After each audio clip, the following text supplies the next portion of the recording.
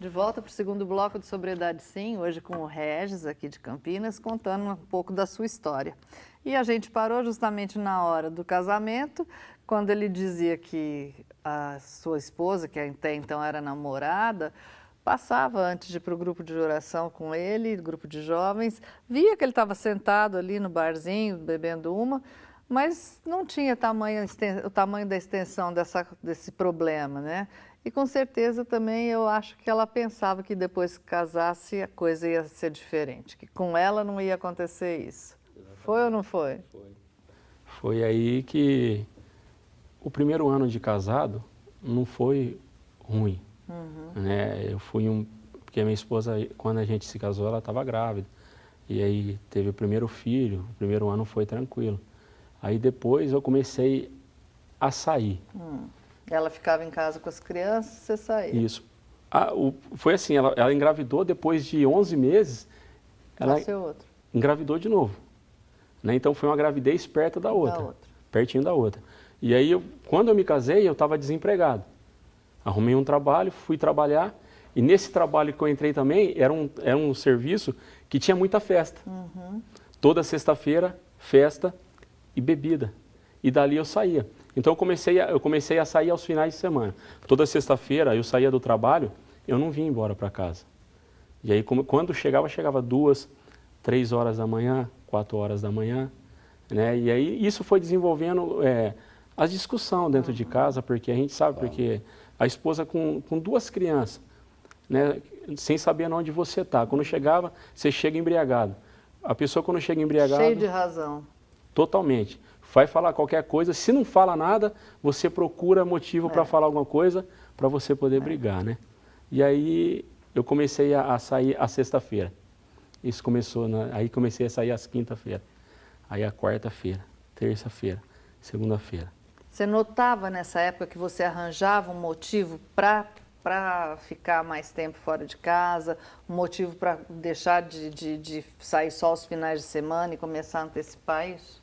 Ou você não notava? Era uma coisa que acontecia assim, naturalmente? Notava. Você notava? Notava. Uma das coisas que a gente sempre arrumava era a discussão.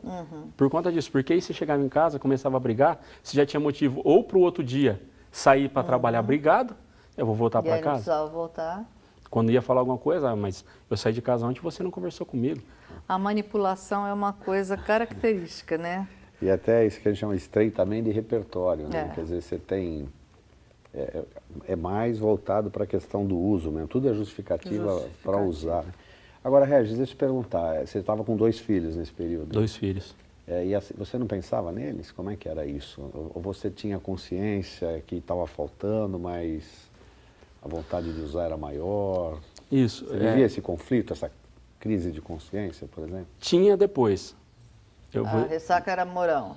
Exatamente. No outro dia, até mesmo quando chegava em casa, aí sim tinha esse sentimento de culpa, porque quando dava a hora de ir embora, por exemplo, 2, 3 horas da manhã, você está na rua, e aí batia o arrependimento, o que eu estou fazendo aqui? Aí quando eu voltava para casa, chegava, olhava para eles, o meu filho mesmo, o Matheus, hoje ele está com 18, mas quando ele tinha 2, 3 anos de idade, ele teve que passar por tratamento até os 6, 7 anos, porque qualquer barulho que ele ouvia, ele já ficava assustado e começava a chorar, porque tinha essa preocupação com o pai que estava na rua. A gente escuta muito isso, né?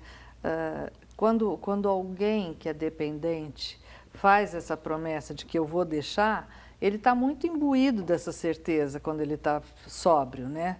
Quando ele não está sob o efeito da droga. Porque ele sente, na maioria das vezes, o que ele está fazendo falta para a família, o que o dinheiro que ele gasta fora faz falta no orçamento, né? Um monte de coisas assim, mas muitas vezes, como ele não tem ajuda, ele não consegue manter essa sua palavra, né? Na verdade é uma das características da dependência, a compulsão, né? Esse desejo incontrolável de usar, ainda que às vezes você tenha consciência de que isso está te fazendo mal. Um exemplo crasso que eu sempre cito é o fumante. Você vai no cardiologista e o cara fala, olha, você tá com você não parar de fumar, e o cara sabe que tem que parar de fumar e às vezes não consegue, a compulsão é maior, né? Por isso que sozinho é muito difícil. É sempre, assim, você tem que buscar ajuda. E você falou que você conseguiu sem se internar, né?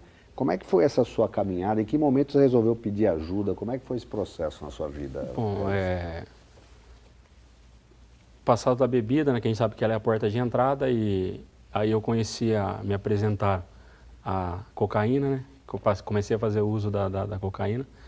E eu comecei a perder as oportunidades, porque quando a gente começa, o dependente é isso, ele começa a mentir, ele começa a perder as forças, eu já não tinha mais coragem, eu perdi força, eu perdi o ânimo, eu perdi aquele objetivo de querer ter algo na vida, e aí eu saí do emprego que eu estava, eu saí desse emprego, falei para minha esposa que eu tinha arrumado um outro, e ela, na hora que eu dei essa notícia para ela falou, maravilha, porque é tudo que eu quero, porque lá tem muita festa, você sai muito. Não questionou onde que eu ia trabalhar, mas na verdade eu não ia trabalhar. Aí passou um dia, passou dois, eu falei para ela que não tinham me chamado, que eu estava esperando. Ela falou, não vai chamar mais. O dinheiro que eu peguei do acerto que eu fiz na empresa, eu torrei tudo com bebida e com droga. E aí comecei a perder os amigos, que a gente fala que são os falsos amigos. Fiquei mais um ano desempregado. Apareceu uma pessoa na minha vida que abriu a porta, me ajudou num trabalho onde eu entrei, me deu várias oportunidades, e numa dessas oportunidades eu fui trabalhar lá em Jaguariúna. Lá em Jaguariúna, ali foi o fim, porque por ser uma cidade pequena, ali voltei a trabalhar, comprei o meu carro, comecei a andar na cidade, eu podia entrar e sair do serviço a hora que eu quisesse, e aí eu comecei a fazer o uso maior ainda. Eu comecei a levar para dentro do trabalho para aqueles que também eram dependentes. Né? Foi quando um dia eu saindo do trabalho, peguei o carro da empresa e não fui embora para a empresa, que eu deixava o meu carro aqui em Campinas, que a sede era em Campinas, pegava o meu carro e ia embora para casa. Eu passei num bar. Passei no bar e dentro do carro já tinha droga, porque o traficante de lá de Jaguariúna, ele já me conhecia. Quando eu passava na rua, eles colocam câmeras, ele falava assim, para o Regis, aí ele falava para o menino pelo rádio que eles falam, para o Regis aí, pede para ele entrar. Aí ele já me dava, já nem comprava mais.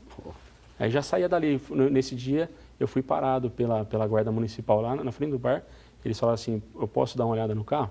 Foi quando eles olharam no carro e viu que além das latinhas de cerveja que eu estava indo embora levando, tinha droga dentro do carro. Então peraí que você vai falar isso daí pra gente já.